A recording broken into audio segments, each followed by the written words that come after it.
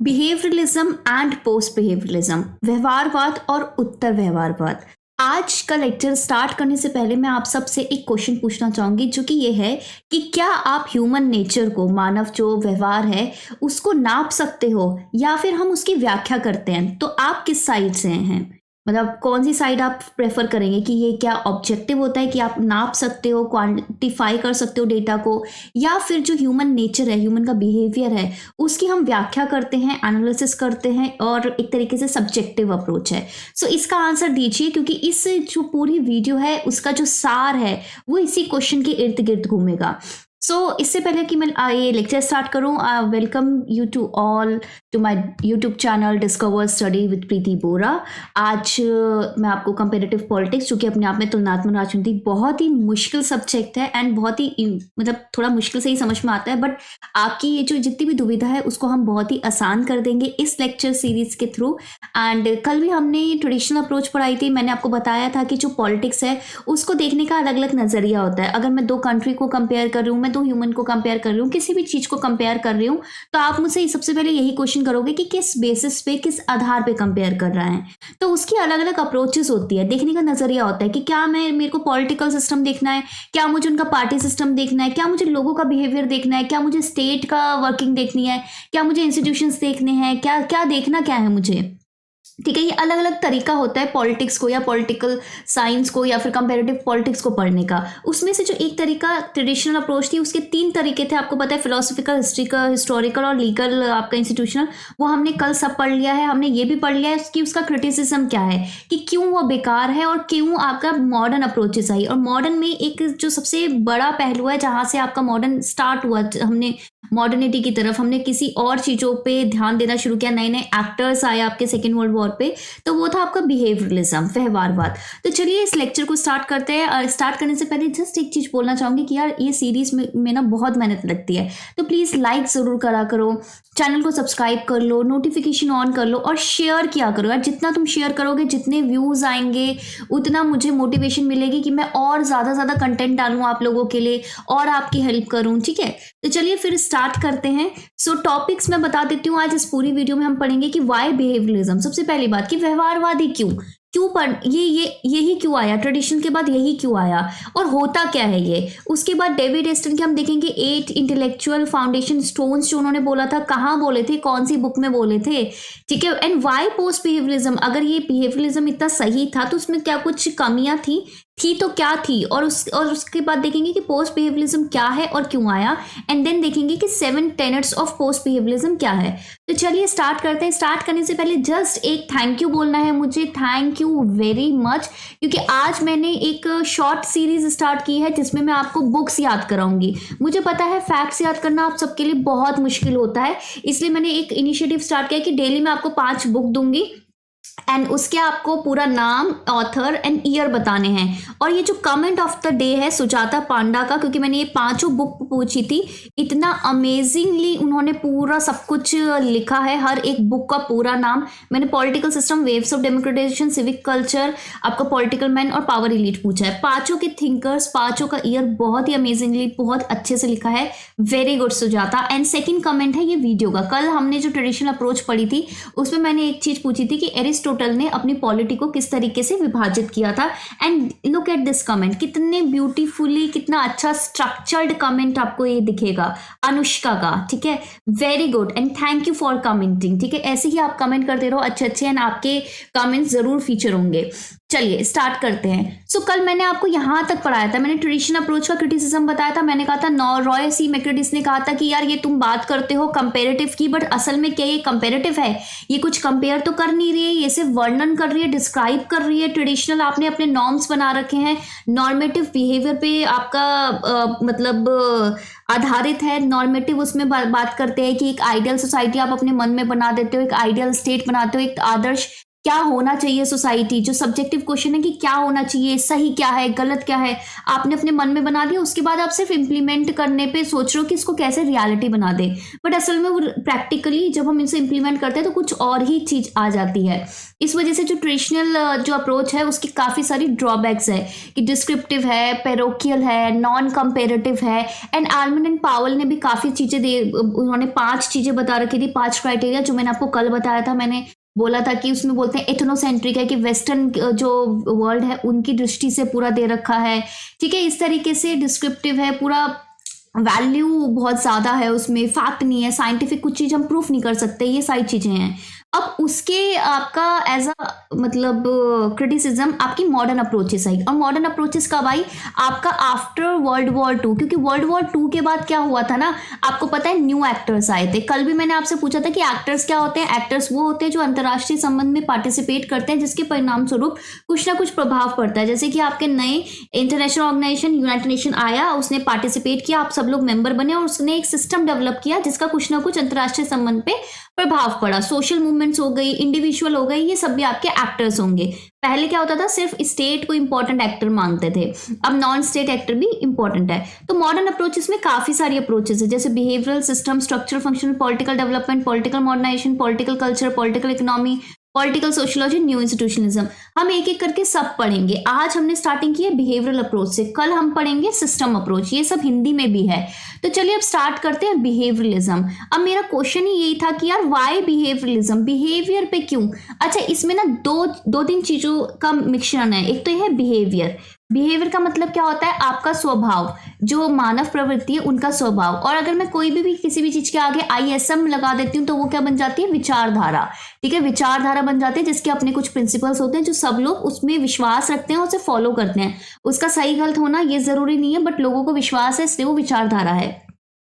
अब ये जो विचारधारा है ना, ये बोलती है कि बिहेवियर क्या है, क्या ह्यूमन का बिहेवियर। अगेन मेरा क्वेश्चन है, आप बिल्कुल, आपके लिए कमेंट सेक्शन ओपन है, बिल्कुल धड़ेले से आप आंसर दीजिए कि क्या मैं आप ह्यूमन का जो बिहेवियर है उसको कैटेगराइज कर सकती हूँ कि यार ये अच्छा है या बुरा है, या फिर मैं उसको वर्णन करती हूँ, या फिर मैं उसको बताती हूँ कि क्या चीज है क्या नहीं है, क्या साइंटिफिकली प्रूफ कर सकती हूँ मैं बिहेवियर? आप बताइए, थोड़ी देर में मैं खुद ही आंसर दूंगी, ठीक है। अच्छा, इसमें ना स्टेटमेंट बेस्ड क्वेश्चन भी आ सकता है। जैसे सिडनी वर्मा ने बोला था कि जो आपकी ट्रेडिशनल अप्रोच थी, जो आपकी पारंपरिक अप्रोच थी ना, उसमें ना कुछ प्रॉब्लम थी, कुछ रेलेवेंट प्रॉब्लम्स थी, यानी कि हम ना सिर्फ ना इंस्टीट्यूशन की नजरों से देखते थे उसमें, हम उस हमेशा आपका संस्था, state, government, legal system, history, ठीक है, या दर्शन, इस दृष्टि से हम पॉलिटिक्स को देखते थे। अब सारी पॉलिटिकल प्रॉब्लम्स जो है, पॉलिटिक्स वगैरह, पॉलिटिकल साइंस एक अलग से सब्जेक्ट क्यों बना है? इसलिए बनाना कि यार हमारे आसपास जो राजनीतिक दिक्कतें हैं उसमें हम दृष्टि डालें, उसमें हम देखें और उसको हम सुधारने की कोशिश करें, उसमें हम कुछ ना कुछ इंप्रूवमेंट लेके आए। लेकिन अगर हम सारी चीज़ों को इस पुराने नज़रिए से, सिर्फ स्टेट के नज़रिए से देखेंगे तो कहीं ना कहीं हम एक चीज़ मिस कर रहे हैं। मिस ये है कि देखो, हमारा स्टेट होता है, हमारा लॉ है, कानून है, सरकार है, सब कुछ आ गई, लेकिन उन सबको मानना भी तो हमारा, जो ये लोग ओबे कर रहे हैं उनका रोल क्या है, लोग पार्टिसिपेट कर रहे हैं उनका रोल क्या है, लोग डिमांड कर रहे हैं, लोग सपोर्ट कर रहे हैं, उनका रोल क्या है? ये क्वेश्चन तो कभी भी ट्रेडिशनल अप्रोच ने नहीं फोकस किया, ठीक है। तो इसका आंसर कौन देगा? तो इस वजह से आपका बिहेवियरलिज्म आया, क्योंकि हम आने लग गए सिस्टम की तरफ। अभी थोड़ी देर में ये डिस्कशन आगे करती हूँ, ठीक है। कि पॉलिटिकल प्रोसेसेस और पॉलिटिक्स फंक्शन कैसे करती है। वेस्टर्न, सिर्फ वेस्टर्न वर्ल्ड क्यों, अभी नया आपका एशिया आया है, आपका after second world war decolonisation हुआ है, उपनिवेशवाद के बाद आपका Asia, Africa, Latin America free हुआ है। तो ये लोग क्या सेम आपका वेस्टर्न की तरह काम कर रहे हैं? अगर ये नहीं कर रहे तो क्या ऐसा नहीं हो सकता कि हमें इनका भी स्वभाव, जब हम बात कर रहे हैं कि पॉलिटिक्स की, तो उसमें हमें देखना चाहिए? ये क्वेश्चन पुट अप हुआ। देन हुआ एल्मंड एंड पावल। एल्मंड एंड पावल ने क्या बोला? एल्मंड एंड पावल ने बोला कि जब अगर हम पॉलिटिकल साइंस को देख रहे हैं तो एक हमें ना पूरा एक कॉम्प्रिहेंसिव वे में देखना चाहिए, यानी कि व्यापक दायरे में देखना चाहिए, कि हर एक चीज़ों को इंक्लूड करना चाहिए, ना सिर्फ वेस्टर्न, ना ही सिर्फ इंस्टीट्यूशंस, हमें हर एक सेगमेंट, जैसे इकोनॉमी, सोसाइटी, कल्चर, आपका लोगों की वैल्यू, लोगों का साइंस, सब कुछ देखना चाहिए। हमें रियलिज्म की तरफ जाना चाहिए कि भाई क्यों यथार्थवाद है, रियलिटीज क्या है, क्या प्रैक्टिकल है, वो देखना चाहिए, ना कि थ्योरीज पे डिपेंडेंट होना चाहिए। हमें ये देखना चाहिए कि क्या चीज़ हम सही से प्रिडिक्ट कर सकते हैं, क्या ऐसा कुछ कॉमन चीजें हैं, क्या ऐसी कुछ कॉमन चीजें जो हम फाइंड आउट कर सकते हैं और हम उसे जनरलाइज कर सकते हैं कि अच्छा अगर ये होगा तो ये होगा। जैसे कि फॉर एग्जांपल अगर मैंने तुम्हें राइट्स ज्यादा दिए, मैंने तुम्हें अगर अधिकार ज्यादा दिए, तो कहीं ना कहीं तुम मेरी सरकार को सपोर्ट करोगे। क्या ये सब जगह वैलिड है? बिल्कुल वैलिड है। अगर सब लोग आप लोगों की डिमांड्स पूरी करो, लोग आपको क्यों नहीं सपोर्ट करेंगे। सर्च फॉर थ्योरेटिकल ऑर्डर, इन्होंने बोला कि हम हमेशा थ्योरेटिकल ऑर्डर पे सर्च करते हैं ट्रेडिशनल अप्रोच में, लेकिन एक प्रूफ क्या है, हर एक चीज का एविडेंस क्या है। हम बात कर रहे हैं क्वालिटेटिव डेटा का, ठीक है। इन्होंने बोला कि जो ट्रेडिशनल अप्रोच है उसमें क्वालिटेटिव डेटा पे बात होती है कि लोग क्या करते हैं, कैसे करते हैं, उनके एक्सपीरियंस क्या है, वो क्या सोचते हैं, इन सब पे बात होती है। लेकिन व्हाट अबाउट क्वांटिटी, ठीक है, क्वांटिफाई करना, मतलब डेटा को क्वांटिफाई करना, उसके जो मानदंड है, एक्चुअल रिजल्ट क्या आ रहा है, ग्राफ क्या, वो मैं पेपर में प्रूफ कर सकती हूँ, इस चीज पे तो कोई फोकस नहीं कर रहा।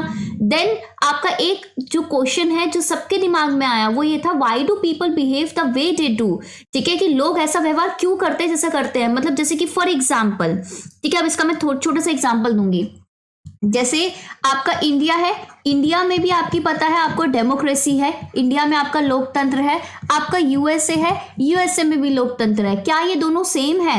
जब दोनों जगह डेमोक्रेसी होनी है तो क्या दोनों सेम है? नहीं, दोनों की डेमोक्रेसी में थोड़ा सा डिफरेंस भी है और थोड़ी थोड़ी सिमिलैरिटीज भी हैं। तो यार हम कैसे पता लगाएंगे, ठीक है, कैसे पता लगाएंगे? सिर्फ बोलने से तो चलेगा नहीं ना। हमें क्या चाहिए? हमें प्रूफ चाहिए, हमें एविडेंस चाहिए। तो वो कहाँ से लेके आएंगे? कभी ट्रेडिशनल अप्रोच ने साइंटिफिकली प्रूफ करने की तो कोशिश की नहीं।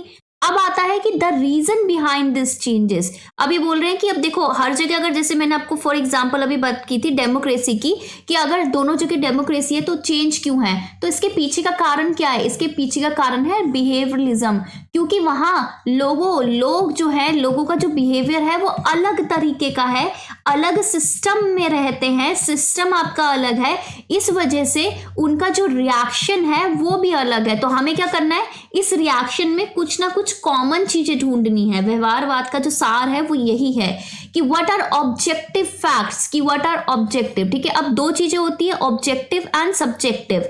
सब्जेक्टिव क्या होता है? सब्जेक्टिव होता है कि जब हम पेपर लिखने जाते हैं, जब आपके एग्जाम होते हैं, ठीक है, बोर्ड एग्जाम होते हैं ना आप सभी के, तो क्या होता है कि क्वेश्चन आपको आता है, आपको पूरा आंसर खुद से लिखना होता है, सारा लिखना होता है, यानी कि पूरा अच्छे से एक्सप्लेन करना होता है, उसमें एनालाइज करना होता है, ये सब बताना होता है, ठीक है। ये होता है टाइप 1 पेपर, ठीक है, दैट इज सब्जेक्टिव। और दूसरा होता है ऑब्जेक्टिव पेपर। ऑब्जेक्टिव क्या है? ये एनटीए यूजीसी नेट एमसीक्यू है, 4 ऑप्शन है, तुम्हें बताना है कि सही क्या है, गलत क्या है।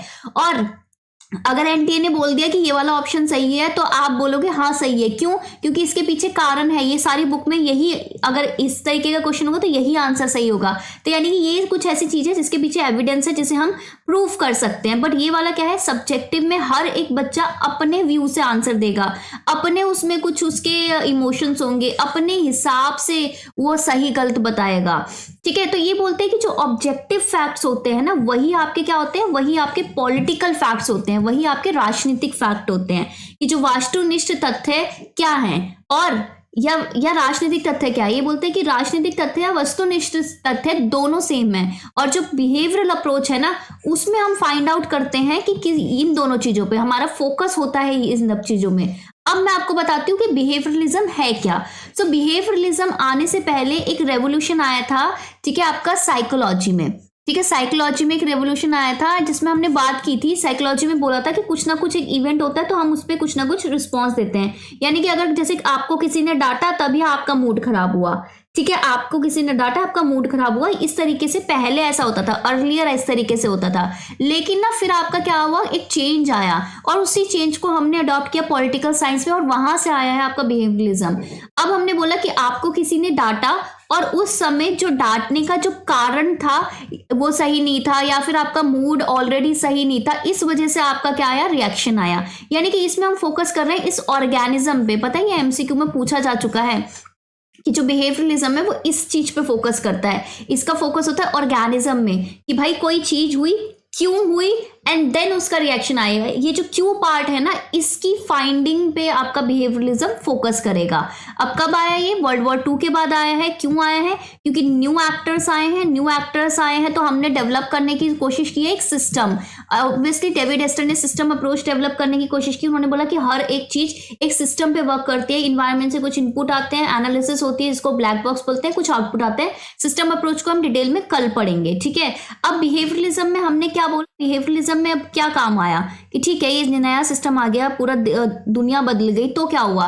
तो इन्होंने बोला कि तो हम स्टडी करेंगे ना, ये हम स्टडी करेंगे अपनी पॉलिटिक्स को, हमारे आसपास के जो इवेंट्स हो रहे हैं, जैसे कि समझ लो अभी यूक्रेन वॉर हो रहा है, चाइना का कुछ कन्फ्रंटेशन हो रहा है, या फिर एससीओ समिट हो रही है, G20 समिट हो रही है, G7 की समिट हो रही है, सूडान में कन्फ्लिक्ट हो रहा है, या फिर अगर आपका मैं बात करूं कम्युनिज्म फैल रहा है, या फिर ऐसा रीजनलिज्म फैल रहा है। तो हर एक पीछे इन सब के पीछे का रीजन क्या है और सब लोग ऐसा क्यों करते हैं कि बिहेवियर ऑफ पीपल हम फाइंड आउट, स्टडी करने की कोशिश करते हैं, ठीक है। एंड ग्रुप्स, ठीक है, लोगों का, ग्रुप्स का, rather than structure, institutions, ideology and events. जो ये स्ट्रक्चर, इंस्टीट्यूशन, संरचनाएं, संस्था, विचारधारा, गवर्नमेंट, आपके लॉ, ये सब तो हम ट्रेडिशनल अप्रोच में करते थे, लेकिन अब हम फोकस करते हैं कि ठीक है ये सब तो हर जगह इंस्टीट्यूशंस हैं, जैसे कि फॉर एग्जांपल डेमोक्रेसी इंडिया में भी है, यूएसए में भी है, लेकिन हम लोगों ने उस डेमोक्रेसी के अलग अलग मतलब समझे हैं। तो हमने ऐसा अलग मतलब क्यों समझे हैं?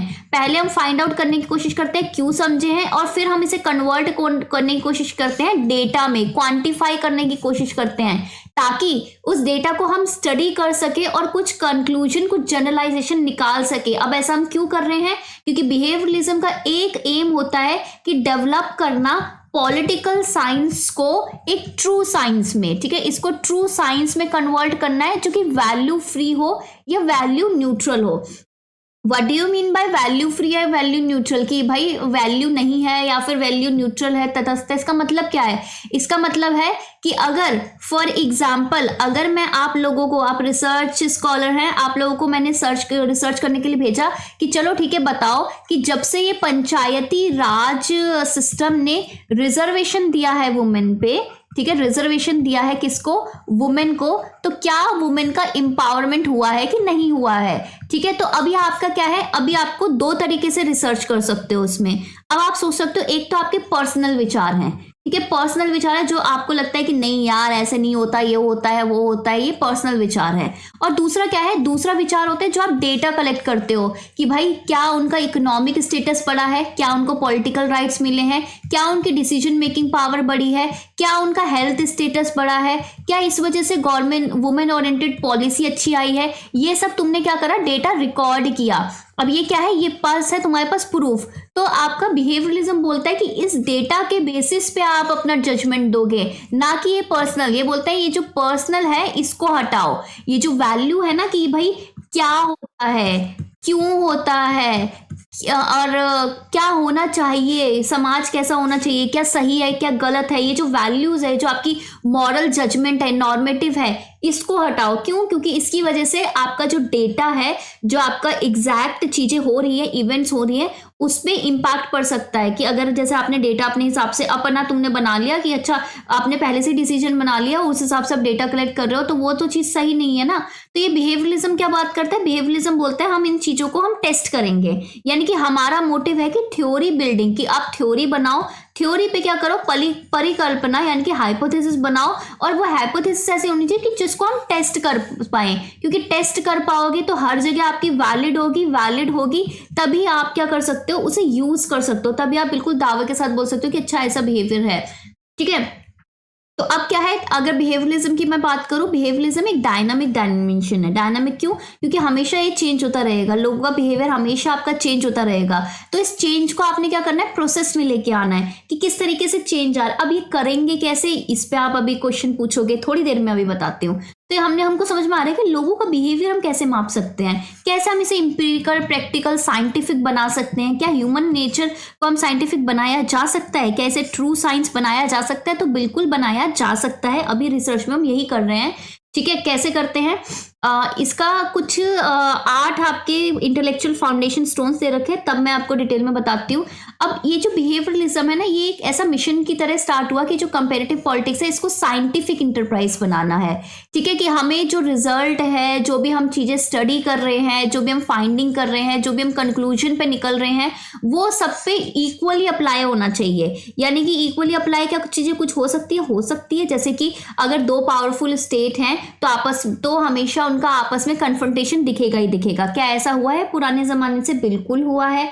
अगर आप कॉलोनिज्म वाला टाइम देख लो, तब भी हुआ था कि जो आपके पावरफुल स्टेट है वो आपस में कन्फ्लिक्ट होंगे। वर्ल्ड वॉर 1 में भी ऐसे हुआ था, 2 में भी ऐसे हुआ था, कोल्ड वॉर में भी ऐसे हुआ था, और अभी अगर आप बात करोगे तो यूएस एंड चाइना भी यही इकोनॉमिक कन्फ्रंटेशन उनका है। तो दो अगर सुपर पावर्स आती है तो आपस में कन्फ्रंट जरूर करती है। तो क्या ये ऐसा चीज था जो हमने साइंटिफिकली प्रूव किया है? बिल्कुल किया है। कैसे? हमारे पास डेटा था, हमारे पास सारे फाइंडिंग थे, सारे पूरा हमने सारे इवेंट्स देखे, उनको स्टडी किया, तब हम कंक्लूजन पे आए हैं। ऐसे हम हवा पे बात नहीं कर रहे हैं। दैट मीन्स ये कुछ चीजें हैं जो यूनिफॉर्मली यानी कि सार्वभौमिक रूप से अप्लाई की जा सकती है और इसे तुम हमेशा टेस्ट कर सकते हो एनी सिचुएशन में। तो इन्होंने बोला कि ऐसा साइंस बनाना है जिसे हम हमेशा टेस्ट करें तो सही है। ऐसा नहीं कि भाई ह्यूमन बिहेवियर है तो हर जगह आपका चेंज हो रहा है, नहीं, ये नहीं होना चाहिए।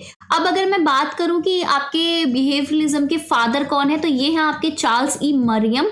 ठीक है, तो चार्ल्स ई मरियम को बोला जाता है father of behaviour revolution in political science, यानी कि राजनीतिक विज्ञान में व्यवहारिक क्रांति के जनक इनको माना जाता है। देन आपके अगर मैं बात करूं कि ये जो टर्म है बिहेवियरलिज्म, इसको गढ़ा किसने था? ठीक है, तो ड्वाइट वाल्डो का जो बुक था political science in the United state, जो फर्स्ट टाइम पब्लिश की गई थी इन्होंने 1956 में, इसमें ये शब्द की गणना की थी। ठीक है, शब्द आपका पहले भी बिहेवियर वगैरह यूज होता था, बट एग्जैक्टली जो डेफिनेशन होती है ना, वो इन्होंने दी थी। नेक्स्ट आते हैं आपकी ये person, that is David Aston. David Aston ही वो पर्सन है जिन्होंने पॉपुलर करी है आपका सिंगिंग, यानी कि उसका प्रचार किया कि ये क्या है और अच्छे से पूरा थ्योरीज दी इस पे। तो बिहेवियरलिज्म डेविड एस्टन के हिसाब से क्या है, ये पॉपुलराइज किया इन्होंने, उसको लोकप्रिय किया। इन्होंने बोला कि जो पॉलिटिकल साइंटिस्ट है ना, वो आइवरी टावर में बैठे हुए हैं, वो सोचते हैं कि अपनी जो मेथोलॉजी है ना उसे परफेक्ट कर लेंगे, unconcerned with the normative and relevant issue that has arisen. ये बोलते हैं कि यार नॉर्मेटिव इशू, ये वैल्यूज जब तक आती है ना, ये कहते हैं वैल्यूज का आना ना पॉलिटिकल साइंस में ना अपने को बहुत दिक्कत दे रहा है। क्यों दिक्कत दे रहा है? क्योंकि कहीं ना आप ना बायस्ड हो जाते हो। जैसे कि अब बोलते हैं ना कि रिसर्चर को न्यूट्रल माइंड से करना कुछ भी डिसीजन लेना चाहिए, नहीं तो क्या होगा, उसका जो डेटा है, उसका जो रिसर्च है, वहां पे ना वो उसका जो बायसनेस है ना वो रिफ्लेक्ट होगी और वो रिसर्च अच्छी रिसर्च नहीं होती। तो कहते हैं ये जो अगर मैं इसको वैल्यू फ्री करूंगी ना तब मेरी रिसर्च अच्छी होगी। तो ऐसा बोला आपके डेविड एस्टन ने। देन इन्होंने क्या बोला, डेविड एस्टन की एक बुक थी a framework for political analysis 1965 की, इसको प्लीज आप लोग लर्न कर लो, ये एग्जाम में भी काफी बार आती है, विथ ईयर लर्न कर लेना। इसमें इन्होंने बताया कि अजम्पशंस क्या हैं, कि क्या क्या चीजें उन्होंने मान ली हैं, अवधारणाएं मान ली है, और क्या उनके ऑब्जेक्टिव्स, उद्देश्य क्या है बिहेवियरलिज्म को देख के। और उन्होंने आपका बात की इंटेलेक्चुअल फाउंडेशन स्टोन्स की फॉर पॉलिटिकल एनालिसिस। इन्होंने बोला कि जो राजनीति है ना उसकी जब मैं विश्लेषण करता हूं तो हमेशा मैं साइंटिफिक लाइंस पे, आपका वैज्ञानिक आधार पे कर सकता हूं, और उसके लिए मैंने 8 उसके कैरेक्टरिस्टिक्स बताए हैं। और 8 कैरेक्टरिस्टिक्स को इन्होंने क्या बोला है, इंटेलेक्चुअल आपका फाउंडेशन स्टोन्स, आपका बौद्धिक आधारशिला। अब ये बौद्धिक आधारशिला क्यों बोला है? क्योंकि इसमें इंटेलेक्चुअल दिमाग का काम होगा। अब देखो कैसे होगा, ये देखते हैं। तो बिहेवियरलिज्म हमेशा स्ट्रिक्टली बात करते हैं मेथोडोलॉजी में, कि हर एक जो मेरा ह्यूमन बिहेवियर है उसको मैं क्वांटिफाई कर सकूं, उसमें कुछ मेथोडोलॉजी बना के उसको साइंस बना सकूं, ताकि वो प्रैक्टिकल हो, ताकि वो प्रैक्टिकली यूज हो सके, ताकि मैं अपनी जो स्टडी है उसको वैलिडेट कर सकूं, उसके पीछे कुछ ना कुछ एविडेंस दे सकूं, और ताकि वो जो सोशल साइंस बन सके रादर देन सोशल स्टडीज, मेरा सोशल साइंस बन सके। ठीक है, अब इसमें ना आपके 8 इंटेलेक्चुअल जो आपके फाउंडेशंस हैं, फर्दर उसको डिटेल में उन्होंने बताया। इनका एक आर्टिकल आया था, ठीक है, ये आर्टिकल था the current meaning of behaviourism 1967 में, वो उसके 2 साल बाद आया। अब इसमें 8 इंटेलेक्चुअल फाउंडेशन स्टोन्स को पूरा विस्तार में इन्होंने बताया। अब वो 8 कौन से फाउंडेशन स्टोन है एक एक करके मैं बताऊंगी और इसका क्या रेलेवेंस है ये बताती हूँ। इन्होंने बोला कि जो बिहेवियरलिज्म, जो व्यवहारवाद है, उसकी कुछ विशेषताएं हैं। ठीक है। विशेषताएं क्या है, ये 8 विशेषताएं हैं जो बाकी बाद में जाके आपके क्रेड ऑफ रेलेवेंस बनेंगे, लेकिन एक कम हो जाएगा, 7 बनेंगे। अभी वो ट्रांजिशन भी मैं आपको दिखाऊंगी। पहला इन्होंने बोला कि रेगुलरिटीज है, कुछ ना कुछ विनियमितता होनी चाहिए, ठीक है, नियमितता होनी चाहिए। फिर वेरिफिकेशन है, सत्यापन होना चाहिए, टेक्निक है, क्वांटिफिकेशन है, मात्रा है, वैल्यू है, मान है आपका, सिस्टमाइजेशन है, व्यवस्थापन, प्योर साइंस है और इंटीग्रेशन है। अब ये क्या क्या है मैं बताती हूँ आपको। सपोज आप क्या करने चाह रहे हो, आप मैंने आपको अगेन वही वाला एग्जांपल देते हैं कि पंचायती राज सिस्टम आने की वजह से जो वुमेन को रिजर्वेशन मिला था, क्या उससे वुमेन का एम्पावरमेंट हो रहा है कि नहीं, मुझे ये फाइंड आउट करना है। और क्यों करना है, क्योंकि मैं ये स्टडी करना चाहती हूँ कि अगर ऐसा है तो ऑल की तो मेरा स्टेट लेवल और मैं सेंट्रल लेवल पे भी दूं, ठीक है। अगर इस तरीके से कुछ इंप्रूवमेंट होता है तो ये प्रॉब्लम तो हमारी स्टेट और सेंट्रल लेवल पे भी है, तो उधर भी देते हैं। तो अब इसको मैं कैसे स्टडी करूंगी, अगर मैंने हाँ बोल दिया, ऐसे ही हाँ बोल दिया, तो क्या स्टेट और सेंट्रल वाले मान लेंगे? नहीं। लेकिन अगर मैंने प्रूफ के साथ बोला तो बिल्कुल मानेंगे। तो कैसे आप प्रूफ जमा करते हो, तो ये पूरे 8 कैरेक्टरिस्टिक्स किस तरीके से यूज होने मैं बताती हूँ। पहला इन्होंने बोला कि रेगुलरिटीज फाइंड आउट करो, यानी कि आपको पता है ह्यूमन बिहेव कर रहे हैं अलग अलग तरीके से, अलग अलग जगह में, अलग अलग कास्ट के लोग, अलग अलग रिलीजन के लोग, अलग अलग जगह के लोग, अलग अलग लैंग्वेज बोलने वाले लोग, अलग अलग देश के लोग और अलग अलग जोग्राफिकल एरिया में रहने वाले लोग अलग अलग तरीके से बिहेव करते हैं। बट आप क्या करोगे, आप उसमें ऑब्जर्व करो, ठीक है, उनके कुछ यूनिफॉर्मिटीज ऑब्जर्व करो, यानी कि कुछ तो एक रूपता होगी ना, कुछ तो चीजें उनमें कॉमन होगी। बिल्कुल है, जैसे कि हम सब में एक चीज कॉमन है कि हम सब अपना डेवलपमेंट चाहते हो, कोई भी रिलीजन का कुछ भी हो, सबको विकास अपना पसंद है, तो ये आपको एक कॉमन चीज मिल गई। तो ये बोलते हैं कि हर एक जो बिहेवियरलिज्म का पहला रूल क्या है कि रेगुलरिटीज की ह्यूमन बिहेवियर में हमेशा कुछ ना कुछ सिमिलर होता है, और वो डिफाइन करता है। और सिमिलर क्या होता है, सिमिलर होता है पॉलिटिकल बिहेवियर। आपका social, economic, cultural behaviour change हो सकता है, बट पॉलिटिकल बिहेवियर में कुछ सिमिलरिटीज हो सकती है कि सब अपने डेमोक्रेसी का फायदा उठाने के लिए, अपने राइट्स को लागू कराने के लिए आप वोट करने जा रहे हो, सब में कॉमन चीज है, आप सब में विविधता बहुत है, लेकिन आप कर रहे हो। और ये कैसे दिखती है आपको, ये दिखती है आपको एक्शंस के थ्रू। क्या हम इसको कैलकुलेट कर सकते हैं? पहली चीज, अब कैलकुलेट कैसे करना है, जैसे कि फॉर एग्जांपल अभी हमने एम्पावरमेंट की बात की थी कि क्या महिला सशक्तिकरण हो रहा है पंचायती राज में रिजर्वेशन की, तो सशक्तिकरण को कैलकुलेट कैसे करूंगी, मैं देखूंगी ना इकोनॉमिकली सैलरी इंक्रीज हो रही है कि नहीं, लोग स्कूल जा रहे हैं कि नहीं, उनसे रिलेटेड पॉलिसी आ रही है कि नहीं, उनको हेल्थ की नॉलेज ज़्यादा हो रही है कि नहीं, अलग अलग चीज़ों का मैं डेटा ले लूंगी गवर्नमेंट का, तो कैलकुलेट हो रहा है, बिल्कुल हो रहा है। फिर दूसरा, जो डेटा मैंने ले रखा है, जो भी मैं चीज़ें बना रही हूँ, जो भी मैं बोल रही हूँ कि हाँ ये रिजर्वेशन की वजह से लोगों का सशक्तिकरण हुआ है, क्या मैं उसको जनरलाइज कर पा रही हूँ या मैं उसको वेरीफाई कर पा रही हूँ? बिल्कुल वेरीफाई कर पा रही हूँ। समझ लो मैंने डेटा जो लिया है वो मेरा डेटा भी अलग अलग तरीके से कलेक्ट होता है, आपको पता है, स्पेस डेटा, अलग अलग जगह का डेटा, अलग अलग टाइम का डेटा, अलग अलग आपका लॉन्गिट्यूडनल स्टडी होती है, आपका क्रॉस सेक्शनल डेटा होता है, आपका पूल डेटा होता है, आपका पैनल डेटा होता है। आपने अलग अलग डेटा कलेक्ट किया और आपने वेरीफाई किया कि अलग अलग जगह में अगर सेम सिचुएशन, सेम कंडीशन को मैं कर रही हूँ तो क्या ये सेम वैलिड है कि कहीं पे भी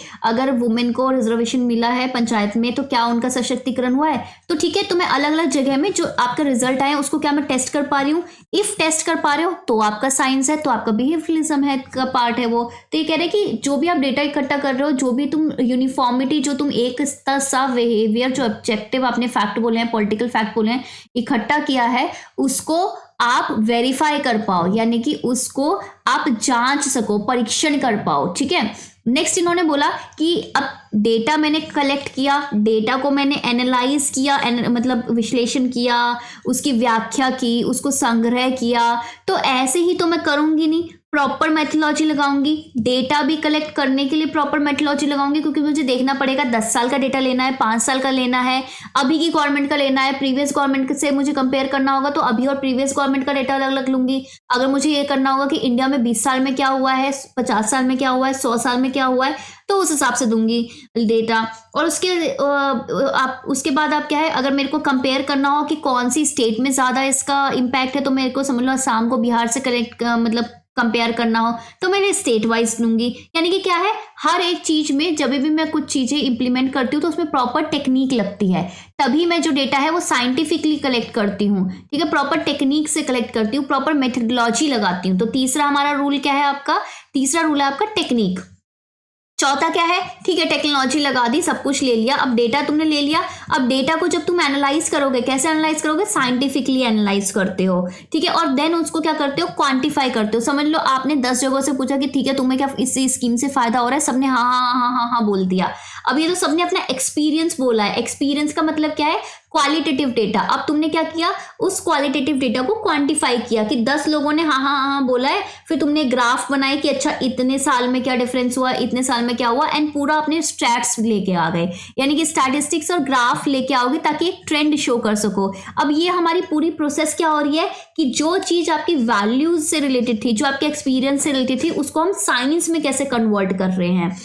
देन क्या आता है आपकी वैल्यूज। अब देखो हमने बात की है बिहेवियरिज्म में। बिहेवियरिज्म में जो अगर पहले क्या होता था ना, पहले हर चीज को नॉर्मेटिव पॉइंट ऑफ व्यू से देखा जाता था कि भाई क्या सही है, ठीक है, आदर्श समाज कैसा है, क्या गलत है, क्या चीज होनी चाहिए, क्या चीज नहीं होनी चाहिए। अब ये जो बिहेवियरलिस्ट है ना, वो ये बोलते हैं कि इनसे आपके रोजमर्रा के इशू तो सॉल्व होंगे नहीं, ठीक है, इसलिए आपको क्या करना पड़ेगा, कुछ नॉर्म्स लेके आने पड़ेंगे, कुछ प्रिंसिपल्स लेके आने पड़ेंगे, कुछ जजमेंट लेके आनी पड़ेगी। और ये जो जजमेंट होगी ना, ये आपकी इंपीरिकल जजमेंट होनी चाहिए, यानी कि आपका ये किसी ना किसी कारण या फिर तर्क पे बेस्ड होना चाहिए, कुछ ना कुछ इसमें प्रैक्टिकल होना चाहिए, साइंटिफिक होना चाहिए, तभी जाके आप प्रॉब्लम सॉल्व कर पाओगे, ठीक है। इसमें मॉरल वैल्यू, तो इसमें बात करते हैं कि वैल्यू फ्री होना चाहिए, यानी कि वैल्यू फ्री यानी कि अपने पर्सनल भेदभाव हटाओ, वैल्यू न्यूट्रल हो, तटस्थ हो, तब जाके अच्छी रिसर्च करोगे। इन्होंने बोला कि इंपीरिकल जजमेंट को इंपॉर्टेंस दी रादर देन आपकी वैल्यू जजमेंट। और इन्होंने बोला कि कभी भी वैल्यू जजमेंट और इंपीरिकल जजमेंट को मिक्स मत करना, ठीक है, मिक्स नहीं करना, ठीक है। अगर आपको डेटा लेने के लिए बोला है तो आपको जो निष्कर्ष देना है वो डेटा के बेसिस पे लेना है, आप चाहे पर्सनली कुछ भी मानते हो, ठीक है ना। ठीक है, फिर क्या करना है आपको, आपने वैल्यू दे दिया, फिर अब वैल्यू वगैरह देके आपके जो रिजल्ट आएंगे, ठीक है, रिजल्ट्स तो आएंगे ना, तो रिजल्ट्स को क्या करना है, जनरलाइज करना है। जैसे कि फॉर एग्जांपल अभी आपने एक डिस्ट्रिक्ट की स्टडी करी थी, फिर आपने देखा कि अच्छा ये चीजें तो हर डिस्ट्रिक्ट में हो रही है, तो आपने बोला कि इन जनरल जहां पे भी वुमेन को ऐसे राइट्स मिल रहे हैं, पॉलिटिकल राइट्स, तो वहां पे वुमेन का इंपावरमेंट हो रहा है। आपने क्या करा, जनरलाइज किया, उसका सामान्यीकरण कर रहे हो। तो जब सामान्यीकरण करते हो तो एक सिस्टम बना देते हो। जैसे कि आपने बोला कि अगर आप इन्वायरमेंट को बचाओगे तो ग्लोबल वार्मिंग, आप मतलब ग्लोबल वार्मिंग से लड़ोगे तो इन्वायरमेंट बच जाएगा, ठीक है। ये आपने एक जनरल इंटरनेशनल एक पहल की और काफी सारी ट्रीटीज वगैरह उसके अंदर आई। एवरी एलिमेंट, हर एक एलिमेंट उसमें क्या है, इंटर रिलेटेड है। हर एक एलिमेंट क्या कि डेटा कहाँ से ले रहे हो, क्या स्टडी कर रहे हो, कैसे स्टडी कर रहे हो, क्या उसमें अप्रोच लगा रहे हो, क्या एक्टर्स हैं, क्या कंक्लूजन है, सब कुछ आपका आपस में रिलेटेड है और एक दूसरे पे निर्भर है। देन क्या आता है, ये अब ये सब कर लिया, सिस्टम बना दिया। अब सिस्टम बन गया तो क्या हुआ, एक प्योर साइंस बन गई, यानी कि हर स्टेज क्या कर रहा है, एक प्योर साइंस के आपको नॉर्म्स बता रहा है ताकि आपकी एक्सेप्टेबिलिटी बढ़े। यानी कि अगर मैंने आपको बोला कि भाई ठीक है, जब वुमेन को अगर मैंने पंचायती राज में रिजर्वेशन दिया है तो उनका सशक्तिकरण हुआ है, तो आपने बोला हाँ हाँ तू चुप कर, तेरे हम नहीं मान रहे तेरी बात, लेकिन मैंने आपको पूरी एक डिटेल दी, पूरी एक साइंटिफिक ग्राफ दिया, ये दिया, मैंने कहा ये डेटा है, ये प्रूफ है, ये वो, तो आप एक्सेप्ट करोगे ना, ऑथेंटिकेशन मिलेगा ना, प्रमाणीकरण हो गया ना, उसका स्वीकार्यता बढ़ गई ना उसकी, ठीक है। तो तब बनती है वो प्योर साइंस, क्योंकि साइंस में हर एक चीज का प्रूफ होता है। एंड देन हमने क्या करना है, लास्ट इनका जो पार्ट कैरेक्टरिस्टिक्स है कि इंटीग्रेशन, यानी कि एकीकरण। ये बोलते हैं कि पॉलिटिकल साइंस में जो भी तुमने रिसर्च करी है उसको तुम एसोसिएट करोगे बाकी सोशल साइंसेस से, जैसे कि सोशियोलॉजी, फिलॉसफी, इकोनॉमिक्स, ठीक है, हिस्ट्री, ज्योग्राफी, फिर देन आपने जैसे इस तरीके से आप हर एक साइकोलॉजी, एंथ्रोपोलॉजी, हर एक चीज से आप एसोसिएट करोगे एंड कोशिश करोगे कि यही सेम चीज आपका हर एक चीज में हो। तो ये था आपका बिहेवियरलिज्म। अब प्रॉब्लम क्या है कि बिहेवियरलिज्म के अगर मैं बात करूं थ्योरिस्ट कौन कौन है बिहेवियरलिज्म के और कौन कौन बिहेवियरलिज्म को सपोर्ट करते हैं, तो ये आपके पास एक लिस्ट है जिसमें बुक्स भी हैं, ऑथर्स भी हैं और कुछ स्टेटमेंट्स भी हैं। जैसे कि रॉबर्ट डहाल आपके बोलते थे कि जो बिहेवियरलिज्म है वो प्रोटेस्ट मूवमेंट है पॉलिटिकल साइंस में, कि एक आंदोलन है कि पॉलिटिकल साइंस बनानी है, प्योर साइंस बनानी है। देन आर्थर बेंटले की जो बुक थी द प्रोसेस ऑफ गवर्नमेंट 1908 में, उसमें भी बात की है प्रोसेस ऑफ गवर्नमेंट, यानी कि हर एक चीज का फिक्स्ड प्रोसेस है और वही सब लोग फॉलो करते हैं, एक फिक्स्ड नॉर्म्स है, एक साइंस है। देन ग्राहम वॉलेस की बात करिए कि ह्यूमन नेचर कैसे बिहेव करता है पॉलिटिक्स में 1908 में, उसमें भी ह्यूमन नेचर पे बात की है कि किस तरीके से ह्यूमन नेचर को आप क्वांटिफाई कर सकते हो, किस तरीके से सेम सिचुएशन में लोग सेम तरीके से आपका बिहेव करते हैं। देन चार्ल्स मरियम ने बात की है न्यू एक्सपेक्ट ऑफ पॉलिटिक्स, और इसमें बात की है बिहेवियरलिज्म की 1925 में। देन हेरोल्ड लासवेल की साइकोपैथोलॉजी एंड पॉलिटिक्स, उसमें भी यही सेम बात की है कि पॉलिटिक्स में आपका साइकोलॉजी, आपका बिहेवियर किस तरीके से आपका जनरलाइज होता है, and politics who get what when and how, कि पॉलिटिक्स किसमें किसको कहाँ कब कैसे मिलेगा, इसमें इस वाली बुक में। तो ये जो पांचों बुक है, ये पांचों बुक है और एक जो स्टेटमेंट है, ये बिल्कुल याद करना, एग्जाम में आ सकती है कभी भी, ठीक है। देन आता है आपका, अब इसमें ना कुछ इश्यूज आने लग गए। हमने बोला कि ठीक है यार, तुमने पूरा एक साइंस बना दिया, सब कुछ बना दिया, लेकिन क्या हम ह्यूमन नेचर को, क्या हमारी जो प्रॉब्लम्स है, पहली बात एक बात ध्यान रखना, जो हमारी जो प्रॉब्लम्स है, तो प्रॉब्लम्स क्या हमारी सिर्फ साइंटिफिक होती है, ठीक है, या मतलब कि क्या होना चाहिए क्या नहीं, ये सब। अब ये साइंटिफिक के साथ साथ उसकी वैल्यू भी तो होगी ना। सॉरी, इन्होंने बोला कि हमारी प्रॉब्लम दोनों तरीके की है। ह्यूमन नेचर को आप कैटेगरी नहीं कर सकते, ह्यूमन नेचर को अलग अलग श्रेणी में नहीं डाल सकते कि भाई तू साइंस है, तू सोशल साइंस है, ऐसा नहीं कर सकते। हम दोनों काम करते हैं। हमारे कुछ ऐसे इशू भी है जिनका हमें प्रूफ चाहिए, लेकिन कुछ ऐसे इशू है जिसमें हमें वैल्यू पे भी सोचना पड़ेगा। अब जैसे आप सोच सकते हो कि यार, हमें ये सोच सकते हो कि क्या ये चीज सही है, क्या वुमेन को राइट्स की जरूरत ही क्यों पड़ी, ये भी तो आपका एक क्वेश्चन हो सकता है ना। क्या ये आदर्श सिस्टम है, क्या मतलब, ये सब चीजें भी आप सोच सकते हो। तो पोस्ट बिहेवियरलिज्म ने ये बात की कि यार अपना तुमने ये गड़बड़ कर रहे हो। उन्होंने बोला कि जो वैल्यू न्यूट्रल है ना, कि आप वैल्यू को अपने पर्सनल उसको नहीं मतलब वैल्यू कर रहे, कह रहे ये भी गलत है। क्यों? अब ये क्यों गलत है? क्योंकि कभी कभार क्या होता है ना कि डेटा भी तो डिफरेंट टाइप के होते हैं। डेटा आपने कलेक्ट करा और डेटा के हिसाब से आपने रिजल्ट दे दिया, ठीक है, लेकिन डेटा में भी तो गड़बड़ हो सकती है। डेटा भी आपको कौन बताएगा कि भाई को कितने साल का डेटा इकट्ठा करना है, कौन सी जगह का डेटा इकट्ठा करना है, किस टाइप का डेटा इकट्ठा करना है, ये कौन बताएगा? ये जब आप खुद सोचोगे, आप सोचोगे कि हमारा क्वेश्चन क्या है, हम कौन सी प्रॉब्लम को सॉल्व करना चाह रहे हो, तभी तो आपको खुद के अंदर से ही पता चलेगा ना कि अच्छा ये इस तरीके का डेटा चाहिए। तो इसमें क्या है, इसमें बोला कि पोस्ट बिहेवियरलिज्म में वैल्यू को बोला कि नहीं है, लेकिन अगर मैं सोचती और मैं बोलती कि कौन सी मेरी प्रॉब्लम है वो सॉल्व करना चाह रही हूँ, तभी तो मुझे पता चलेगा ना कि मुझे डेटा कैसे इकट्ठा करना, कैसे क्या चीज कैसे होगी, ये सब तो बिहेवियरलिज्म मैंने बता दिया, लेकिन वो चीज क्यों हो रही है, हम ये प्रॉब्लम को क्यों देख रहे हैं, ये तो बताया नहीं, ठीक है। तो अब इसमें ना कुछ इसके थ्योरिस्ट जैसे लियो स्ट्रॉस, हैना अरेंट, पी बारच, आपके हैंस मॉर्गेनथाउ, थियोडोर लॉवी, ये सब आपको कौन किसको फॉलो करते हैं? ये फॉलो करते हैं पोस्ट बिहेवियरलिज्म में। अब सबसे बड़ी बात आती है कि पोस्ट बिहेवियरलिज्म एक रिएक्शन और ये काउंटर रिएक्शन नहीं है आपका बिहेवियरलिज्म का। पोस्ट बिहेवियरलिज्म सीधे आपका ये बात है कि सबसे पहले ट्रेडिशनल अप्रोच आई, उसमें कुछ कमियां थी, ठीक है, उसमें वैल्यू पे बहुत ज्यादा फोकस कर रहे थे, तो आपकी बिहेवियरल अप्रोच आई, ठीक है, बिहेवियरल अप्रोच आई, तो बिहेवियरलिज्म में आपकी बात करी गई कि ठीक है, इसमें हम बात करेंगे साइंस पे, इसमें वैल्यू में। तो आपकी इन दोनों का सिंथेसिस बन के आया है पोस्ट बिहेवियरलिज्म। पोस्ट बिहेवियरलिज्म ऐसा नहीं है कि भाई रिप्लेस करता है बिहेवियरलिज्म को, वो बिहेवियरलिज्म को भी अडॉप्ट करता है, पर उसमें कुछ एनहांसमेंट करता है, उसमें कुछ चेंजेस, सुधार करता है। और बेसिकली पोस्ट बिहेवियरलिज्म एक सिंथेसिस है बिहेवियरल अप्रोच की, ठीक है, इसको डायलेक्टिक बोलते हैं ना, मैंने बताया था आपको प्लेटो वाले लेक्चर में।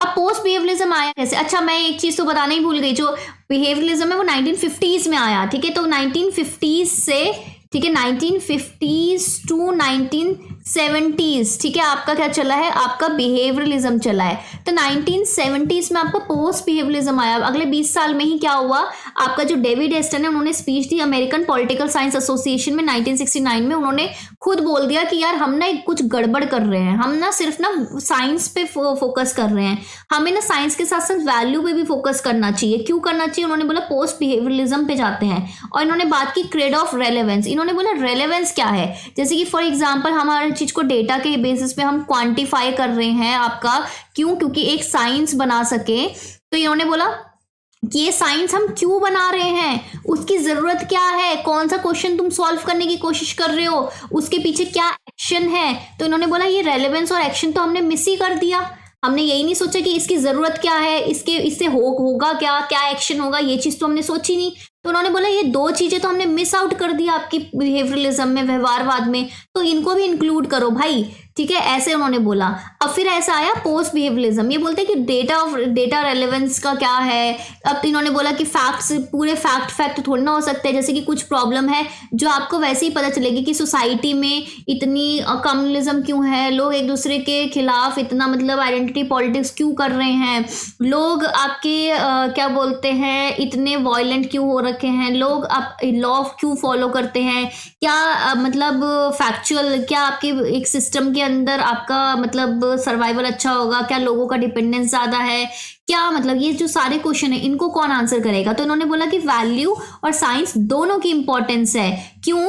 क्योंकि देखो इंस्टीट्यूशन जैसे कि आपका स्टेट, जैसे कि आपका गवर्नमेंट, जैसे कि आपका कानून, जैसे कि आपका सिस्टम, ये सब तो इंपॉर्टेंट है, लेकिन ये आपका क्या करता है, ये एक तरीके से ऑर्डर लेके आता है कि कैसे काम करना है, कैसे सिस्टम होना चाहिए। लेकिन इन सब के साथ जो इंटरैक्ट करता है, जो इन सब चीजों को, ये ऑर्डर को यूज करता है, जो राइट्स जो यूज करता है और उसके हिसाब से उसको ओबे करता है, वो कौन होते हैं? वो होते हैं लोग। उनका बिहेवियर भी डिपेंड करता है कि आपके इंस्टीट्यूशन किस तरीके से होंगे। जैसे कि फॉर एग्जाम्पल डेमोक्रेसी, इंडिया में भी और यूएसए में भी डेमोक्रेसी, जैसे मैंने अभी आपको बताया थोड़ी देर पहले, लेकिन लोगों का उस डेमोक्रेसी की तरफ जो इंटरेक्शन है, संबंध है, वो बिल्कुल अलग है। ठीक है, क्यों? क्योंकि लोगों का कल्चर अलग है, लोगों का वैल्यू सिस्टम, सोचने का तरीका, लोगों का आदर्श, लोगों का नैतिकता, लोगों का बिलीफ, ठीक है, लोगों का फेथ, ठीक है, ये सब अलग है। इसलिए हम सब अपना जो सिस्टम है उसको अलग अलग नजरिए से देखते हैं। तो इस चीज का आंसर कौन देगा? ये बात करी पोस्ट बिहेवियरलिज्म ने। ठीक है, नेक्स्ट आपके आई, अब उन्होंने बोला कि ये जो 8 आपने बात की थी ना इंटेलेक्चुअल फाउंडेशन की, उसको उन्होंने बना दिया क्रेड ऑफ रेलेवेंस, कि भाई प्रासंगिकता का प्रमाण, की प्रमाण किसका है? रेलेवेंस, की रेलेवेंस क्यों है। और उसके बाद दिए उन्होंने 7 इंपॉर्टेंट चीजें जो आपकी पोस्ट बिहेवियरलिज्म से कनेक्टेड है, यानी कि 7 टेनेट्स ऑफ पोस्ट बिहेवियरलिज्म, जो कि क्या है कि भाई सब्सटेंस, कि जिसके ऊपर तुम स्टडी कर रहे हो और जो तुम टेक्निक यूज कर रहे हो, दोनों इंपॉर्टेंट होती हैं आपके। ठीक है, आपका पदार्थ और टेक्निक दोनों इंपॉर्टेंट होती है आपके कभी भी किसी भी स्टडी में। दूसरा, जब भी आप कुछ चीज स्टडी करते हो, प्रोसेस भी, टेक्निक भी, तो आपने एक समझ लो एक जनरलाइजेशन बना दिया, लेकिन ह्यूमन बिहेवियर तो चेंज होता रहता है ना, तो वो जनरलाइजेशन जो रिजल्ट्स हैं वो आपके वो भी चेंज होने चाहिए, यानी कि गतिशीलता होनी चाहिए, परिवर्तन होना चाहिए। ठीक है, तीसरा उन्होंने बोला स्टडी ऑफ फैक्ट्स, की फैक्ट को स्टडी करो विद पॉलिटिकल रियलिटीज, साथ के साथ पॉलिटिकल रियलिटीज को भी तो स्टडी करो, राजनीतिक वास्तविकताओं के साथ साथ तथ्यों का भी अध्ययन करो। फिर चौथा उन्होंने बोला कि वैल्यू शुड बी प्रोटेक्टेड, की वैल्यू है इसको प्रोटेक्ट करना चाहिए। क्यों? क्योंकि यही आपको बताता है कि क्या स्टडी करना है और कौन सी प्रॉब्लम सॉल्व करना है और क्यों ये चीज को सॉल्व करना है, तभी आप कुछ प्रोसेस कर पाते हो, तभी आप साइंटिफिकली आगे बढ़ पाते हो।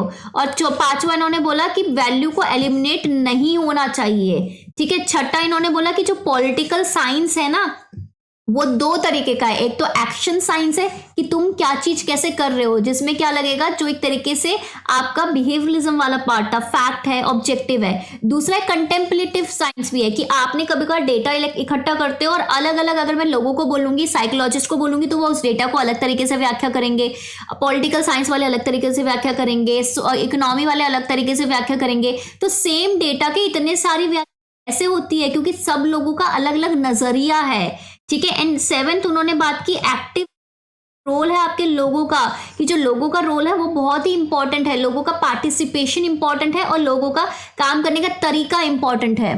ठीक है, ये सारी चीजें उन्होंने 7 टेनेट्स की बात की। सो आई थिंक आपको समझ में आ गया होगा, मैंने बहुत डिटेल में पढ़ा दिया है। तो that was all for today. कल हम बात करेंगे सिस्टम अप्रोच की। एक बार फटाफट से रिवीजन ले लेते हैं कि हमने क्या क्या पढ़ा है। सो सबसे पहले हमने देखा कि मॉडर्न अप्रोचेस की क्या क्या टाइप्स हैं, उसके बाद हमने बोला कि बिहेवियरलिज्म क्यों आया और ट्रेडिशनलिज्म में क्या प्रॉब्लम थी। फिर हमने बात की कि लोगों का बिहेवियर और बिहेवियरलिज्म करना क्या चाहता है, क्यों ऑब्जेक्टिव और पॉलिटिकल फैक्ट्स चाहिए उसको, क्यों उसमें एसओआर वाली रिलेशनशिप है। ठीक है, उसके बाद हमने देखा कि होता क्या है, ठीक है, क्या इसके एम्स एंड ऑब्जेक्टिव्स है। ठीक है, उसके बाद हमने देखा कि आया कैसे, ठीक है, पूरा ये तीनों के बारे में बात की। फिर हमने डेविड एस्टन की बात की कि कौन सी बुक है उनकी, क्या मेथोलॉजी है। फिर हमने बात की कि उसके 8 कैरेक्टरिस्टिक्स क्या हैं, और ये 8 कैरेक्टरिस्टिक्स समझे, और उसके बाद हमने बोला कि यार इसमें कुछ गड़बड़ थी इसलिए पोस्ट बिहेवियरलिज्म आया, तो वो क्यों आया और किस चीज़ पे फोकस करता है। अच्छा, फोकस करता है तो वो क्यों करता है, देन उसके क्रेड ऑफ रेलेवेंस क्यों है, 7 इंपॉर्टेंट चीज क्या है, ये सब हमने पढ़ लिया है। अब हम कब मिलेंगे, हम कल मिलेंगे। तब तक के लिए bye bye, take care, have a nice day, and I hope कि ये लेक्चर आपको बहुत अच्छे से समझ में आया होगा। ठीक है, टेक केयर।